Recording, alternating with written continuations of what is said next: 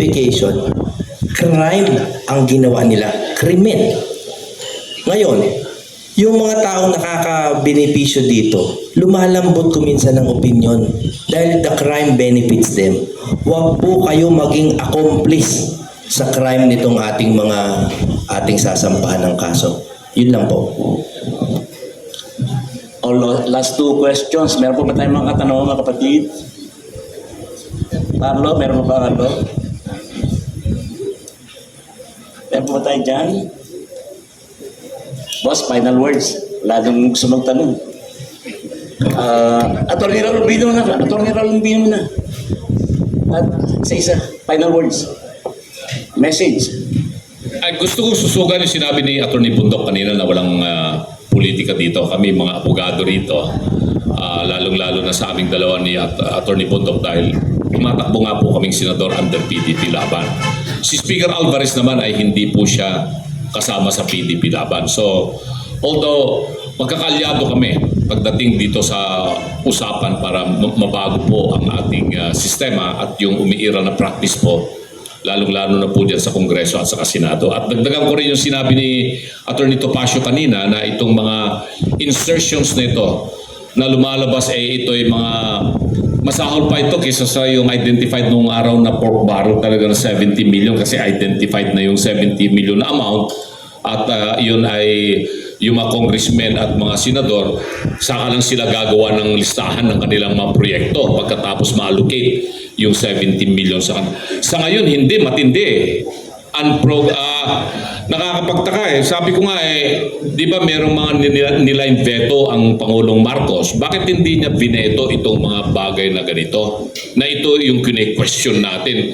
Kung nag-veto sana siya, dapat ito yung kanyang mga bineto para malinis po yung budget. Hindi po eh. Naalala ko nung araw, Speaker Bebot, si Pangulong Duterte, marami rin siyang mga binito na mga provision ng budget ng General Appropriation Act. At natuwa po yung taong bayan dahil nagkaroon din ng mga kunting mga hindi magandang insertions, pero hindi mga blankong insertions yun Pero dahil hindi nga naayon doon sa inapruban na National Expenditure Program, ay binito ni Pangulong Duterte. Pero dito, yun lang pinagtataka namin, bakit hindi binito ito ng Pangulo, itong mga questionable mga insertion, pati na rin yung pagbawas ng mga budget ng galing sa DepEd at napunta doon sa kung saan-saang agencies, lumaki po yung tinatawag na pork barrel ng mga congressmen at mga senador. At sa admission na rin po ng mga senador at mga congressmen, lalong-lalo na yung akap na 25 billion ba, 25 billion o 26 billion. Kasi 5 billion yung mapupunta sa mga senador, 21 billion yata mapupunta sa mga congressmen, at inaamin nila sa mismong mga pananalita po nila na sa kanila yon. At hindi na nila may tatanggi. Ito yung mga bagay kung bakit question sa Korte Suprema yung constitutionality nitong General Appropriation Act. At tapos nga itong move ng Citizens Crime Watch na magsampa ng criminal case. So, yun lamang po ang gusto namin ipaliwanag sa inyo. Teka, Attorney, other matters, sandali. May tanong from ABS-CBN para kay Attorney Topacio. May we know any update on ex-Congressman Teves extradition to Philippines? Out of topic yata. Pero hindi, in general, nasa Dili pa po siya. We are awaiting the outcome of our appeal from the order or decision of the Tribunal de Recursos allowing extradition kasi appealable pa po yan doon sa plenary ng Court of Appeals o Tribunal de Recursos ng Republic of Timor-Leste. Anyway, as my parting words, katulad nga ng sinabi ni Speaker, this is a long and lonely fight. Pero alam nyo, aral po ako kay, I don't know if you remember this guy, he was a great man, si Toy Laurel. He used to be the Vice President of the Republic. At nilalabanan niyo noon si Cory Aquino on matters of principle. At ang favorite book niya is The Man from La Mancha. Alam niyo naman si Don Quixote, Jousting at Windmills. At lagi niyang tinuturo yung passage doon na kinagagalitan si Don Quixote. Oo. Oh, favorite song pa pala ni Raul Lambino yung Impossible Dream. Pakantahin mo na nga natin to ng Impossible Dream. Gawin anthem nitong ating grupo. to dream the impossible dream, to fight the unbeatable foe. To run where the brave dare not go. Oh, di ba? To right the unrightable wrong. Anyway, may passage doon, kinakagalitan si Don Quixote ng mga kaibigan niya. Sabi niya, why do you keep jousting at windmills? You know, if you joust at windmills, di ba umiikot yung windmill, it can throw you down into the mud. Sabi ni Don Quixote, yes, but sometimes it will lift you up to the stars. So, yun ang aming paniniwala rito. Baka naman hindi sa mud, pag ikot niya, ipatalasing kaming pataas. Salamat po. Parting words, Speaker. Sorry. Congressman, Bebot. Siguro huli na po si Speaker, no? Ano tayo? Ang akin pong parting words ay simple. Dumikit po tayo sa katwiran. Nananawagan po kami na lahat po ng makakarinig nito mula ngayon, lahat po kayo ay makakarinig ng pagbabaluktot ng issue, mga kung ano-anong distraction, no? Pero ang simple pong nangyari dito ay hindi po nasunod ang ating constitutional process kung paano magpasa ng budget. Bukod doon, hindi na nasunod ang konstitusyon, meron pang nagkaroon ng falsification. May lumabag na mambabatas sa batas. Doon lang po tayo dumikit sa katwiran na yon. Kaya wag po natin lagyan ng kulay ng politika, hindi political ito. Pinaglalaban po natin ang ating karapatan na magkaroon ng matiwasay na buhay, maunlad na buhay, at yung pera natin ay dapat na pupunta sa atin. Let the criminals answer sa kanilang ginawang krimen sa laban sa ating bayan. Dumikit po tayo sa katwiran. Mr. Magpantay.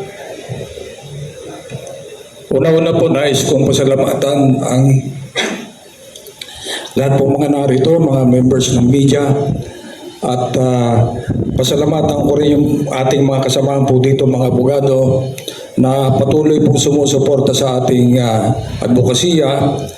At sana po ay ang mamamayang Pilipino ay maintindihan po kami. Ang aking pong organisasyon ng Citizens Crime Watch, ayaw po naming makisali sa politika. Ayaw po naming mamulitika dito, kundi ang aming pong pinaglalaban dito ay ang karapatan po nating lahat. Pagkat ang nakataya po dito ay ang ating pong bansa, ang ating pong mga mamamayan talagang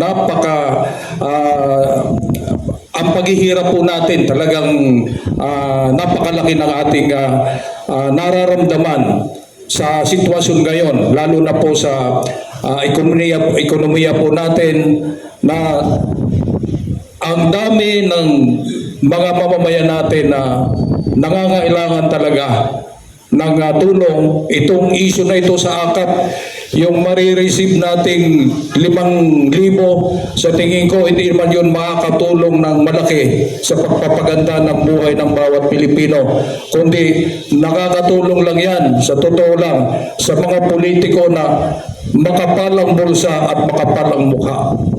So hindi po natin pwedeng payagan na ganito na lamang po ang mangyayari sa ating bansa, pagkat kawawa po ang mga mamamayan nating Pilipino na karamihan sa kanila ay nagugutom, walang hanap buhay. Yung AKAP, ayuda para sa mga kapos, ang kita program. Paano naman yung walang kita? Dapat di ba sila yung priority dito? Yung mga walang kita. Hindi yung kapos, lahat naman tayo kapos ang kita, pero tayo ba'y nabibigyan? Inamin po nila sa Senate hearing na walang panuntunan na sinunod, wala rin silang listahan. Kami po sa Citizens Crime Watch, humihingi po kami na i-publish ang lahat ng nabigyan ng benepisyo dito po sa AKAP na ito, pagkat tayo mismong taong bayan ang mag-audit. Kung ikaw ay talagang nakatanggap, tatanungin ka namin. Pero ang problema, hindi po nila kayang i-publish yan. Pero hinihingi po namin sa ating gobyerno, lalo na po sa DSWD. Alam nyo, nakakaawa yung mga taga DSWD. Kapag nagsisisihan na sila po ang nasisisi. Pero wala naman sila magawa pagkat nakagapos sa kanilang kamay. Pag nagbigay si congressman, si senador ng listahan, itong priority mo, wala sila magagawa. Si mayor ganun din, pagkat sila ay devolved sa local government units, pag nagbigay ng listahan yan, wala silang magagawa kundi sundin.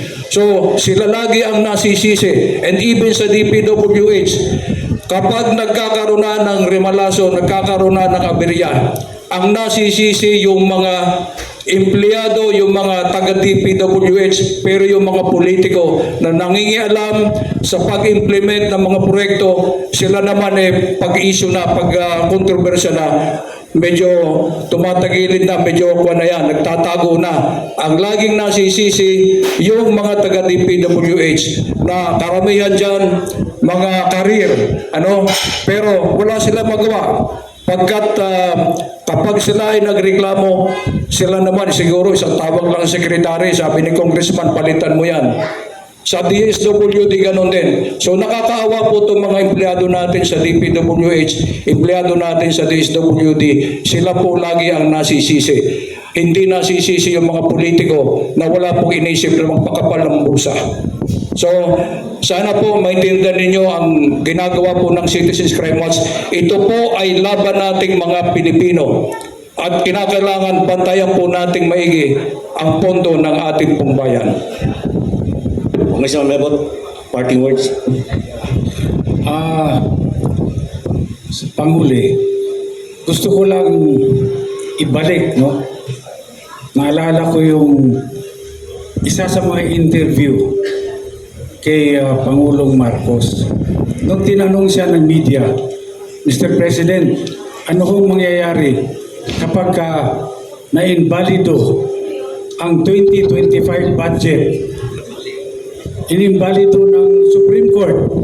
Ang sagot niya, baka daw ma-shutdown ang gobyerno. Alam niyo, alam naman niya na hindi talaga dahil may tinatawag na reenacted budget. Sa reenacted budget po, sapat na po na magkaroon ng pondo ang gobyerno para lahat ng ahensya ay patuloy pa rin na magbigay serbisyo sa taong bayan.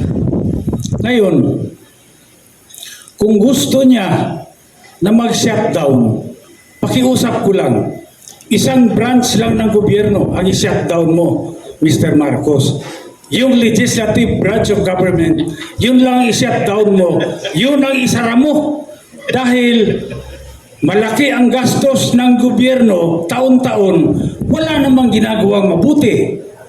Kasama na ako doon dahil incumbent congressman ako.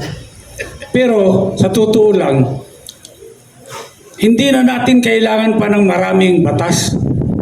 Puro batas na lang, hindi na nga kayang ipatupad ng executive branch of government. Siguro mabuti, bumalik muna tayo sa 10 Commandments. Kahit yun lang, hindi mga natin matupad. Hindi natin masunod. 10 Commandments.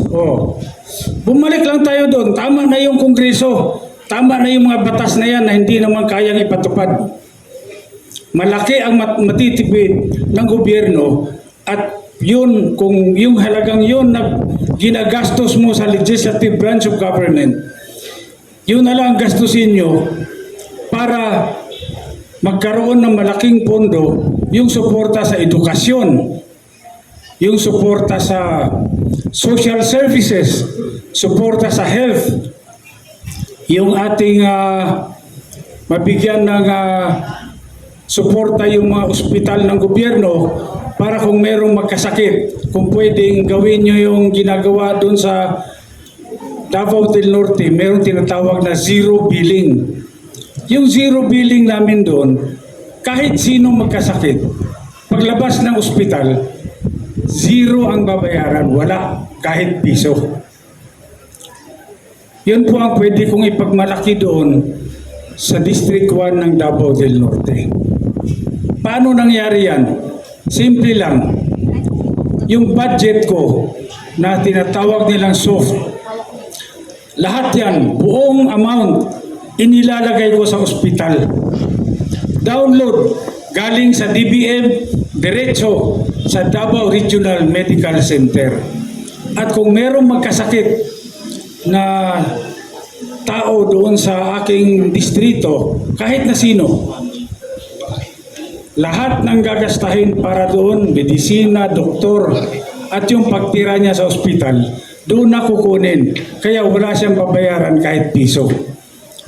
I-focus na lang natin.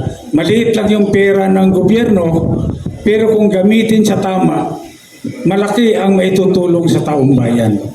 So Mr. President, kung gusto nyong mag-shutdown, pakiusap ko, yung legislative branch of government, yun lang i-shutdown nyo. Okay? Wala na palaw pa. Tapos na tayo. O, puto. Boss, puto. Dapat busy ka daw. Busy. Kasi malapit. Sa ano na namin igagaling. Kapit-kapit wala pa eh. Sa Lunes na lang po. Yan.